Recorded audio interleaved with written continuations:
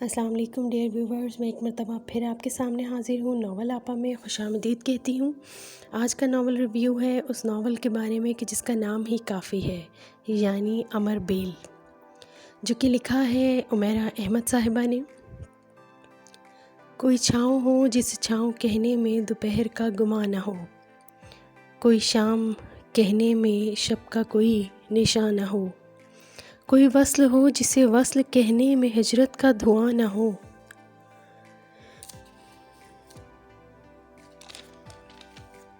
کوئی لفظ ہو جسے لکھنے پڑھنے کی چاہ ہمیں کبھی ایک لمحہ گرا نہ ہو۔ یہ کہاں ہوا ہے کہ ہم تمہیں کبھی اپنے دل سے پکارنے کی سعی کریں، وہیں آرزو بے امان نہ ہو، وہیں موسم غم جاں نہ ہو۔ ناول کی کہانی دو رخوں کو واضح کرتی ہے۔ ایک طرف یہ وطن عزیز کی کرپشن پر روشنی ڈالتی ہے، تو دوسری طرف دل کو چھو لینے والی، پہروں سالوں برسوں یاد رکھنے والی ایک انوکھی داستان، جو کہ امر بیل ناول کے دو کرداروں عمر جہانگیر اور علیزے سکندر کے درمیان ایک محبت کی امر بیل ہے، اس کو بھی بیان کرتی ہے۔ عمر جہانگیر ایک کرپٹ بیوروکریٹ کا بیٹا ہے اور ایک بروکن فیملی سے تعلق رکھتا ہے۔ جہاں عمر جہانگیر کے پیرنٹس میں علیحدگی ہو چکی ہے، عمر جہانگیر کا باپ بھی ایک بیوروکریٹ ہے اور ظاہر ہے پھر وہ اپنے بچے کو بھی اپنے جیسا بنانا چاہتا ہے، مگر عمر جہانگیر اس معاملے میں اپنے باپ کی نہیں مانتا اور وہ اس سے کھنچا رہتا ہے۔ محبت کی ایک لازوال کہانی۔ علیزے سکندر بھی ایک بروکن فیملی سے تعلق رکھنے والی ایک لڑکی دکھائی گئی ہے کہ جو کہ اپنے نانا نانی کے پاس رہتی ہے، سب کچھ ہوتے ہوئے بھی جسے اپنے ماں باپ کی کمی پل پل محسوس ہوتی ہے۔ اور کہانی میں عمر اور علیزے کی محبت قارئین کو ایسے حصار میں لے لیتی ہے کہ جس سے چاہ کر بھی وہ الگ نہیں ہو پاتے۔ علیزے سکندر کون تھی جس پر عمر کو کبھی غصہ نہیں آیا، جس سے عمر جہانگیر کبھی ناراض بھی نہیں ہوا، اور اگر ناراض ہونا بھی چاہتا تھا تو ہو نہیں پاتا تھا۔ عمر جہانگیر کی محبت کی امر بیل علیزے سکندر کے گرد اس نے ایسا حالہ سا بنا لیا کہ جو کہ عمر جہانگیر سے شادی کے لیے اپنی نانوں سے بات کرنے کے لیے اکساتی ہے، مگر یہ سن کر جہانگیر فوراً انکار کر دیتا ہے۔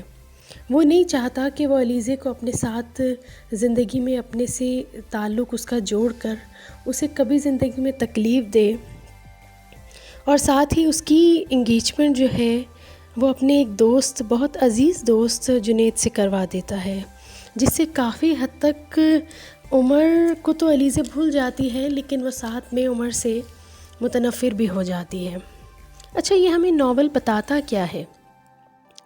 کرپشن معاشرے کی جڑوں کو دیمک کی طرح چاٹ جاتی ہے، جس میں بعض اوقات انسان کو آزادی، پیسہ اور یہاں تک کہ اپنی جان کی قربانی بھی دینی پڑ جاتی ہے۔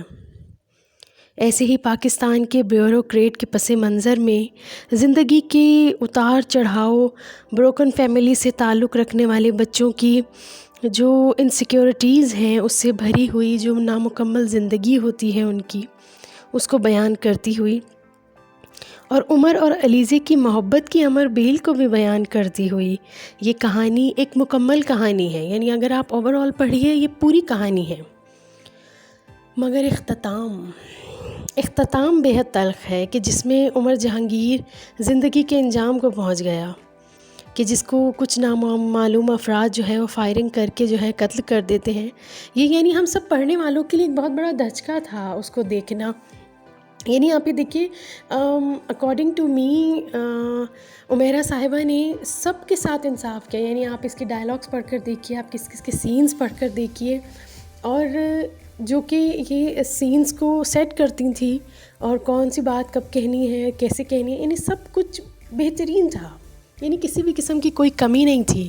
لیکن اکارڈنگ ٹو می، ضروری نہیں ہے کہ باقی لوگ بھی میرے سے متفق ہوں، لیکن انہوں نے عمر اور علیزے کی جو محبت ہے اس سے انصاف نہیں کیا، اس سے بہت زیادتی کر گئیں۔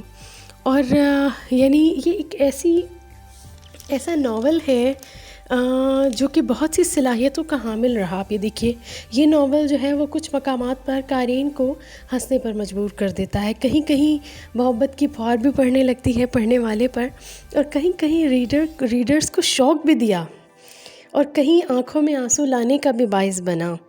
یعنی آپ یہ دیکھیے، جس نے پڑھ لیا ہے وہ یقیناً اس کے ڈائلاگز، اس کے سینز، اس کا یعنی کہ اس میں جو لیسن دیا گیا ہے ہمیں اوور آل، وہ اس کو جانتے ہوں گے. لیکن جنہوں نے نہیں پڑھا ابھی تک، تو میں ہائیلی ریکمینڈ کرتی ہوں کہ وہ ضرور پڑھ کر دیکھیے.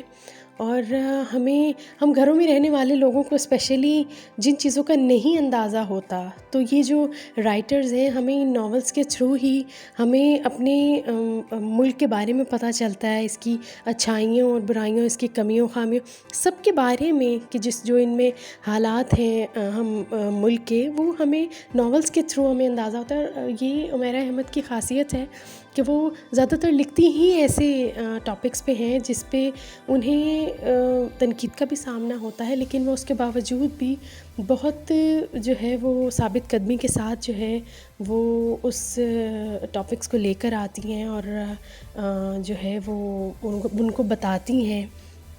اب تک کے لیے اتنا ہی، اور آپ سے پھر ملتے ہیں انشاءاللہ ایک نئے ریویو کے ساتھ. اور جنہوں نے میرا چینل ابھی تک لائک نہیں کیا، وہ لائک بھی کر دیجئے، اور اگر ہو سکے تو سبسکرائب اینڈ شیئر بھی کر دیجئے. اور پھر ملتے ہیں. اللہ حافظ.